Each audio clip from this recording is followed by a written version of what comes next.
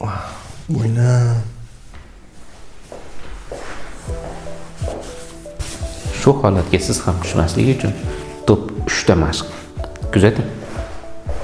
Birinchi mashq. Bo'yin orqa mushaklarini bo'shatish. Tik o'tirib, iyagingizni orqaga 2-3 sm tortib ushlab turasiz. Kuniga 10 marotaba takrorlaysiz. Foydasi: bo'yin umurtqasining holatini tiklaydi. Ikkinchi mashq. Boshni yonga cho'zish. O'tirgan holda boshingizni sekin o'ng tomonga egib, 20-30 soniya ushlab turasiz. Keyin esa chap tomonga takrorlaysiz. Foydasi: bo'yin yon mushaklarini tarangligini ancha kamaytiradi. Uchinchi mashq. Yelkalarni orqaga tortish. Tik o'tirib, yelkalarni orqaga va pastga tortib 5 soniya ushlab turasiz. Mashqni 10-15 marotaba takrorlaysiz. Foydasi: bukchayib o'tirishning oldini oladi. Shunga o'xshagan foydali ma'lumotlar yo'qotib qo'ymaslik uchun sahifamizga obuna bo'ling. Zo'rlari oldinda.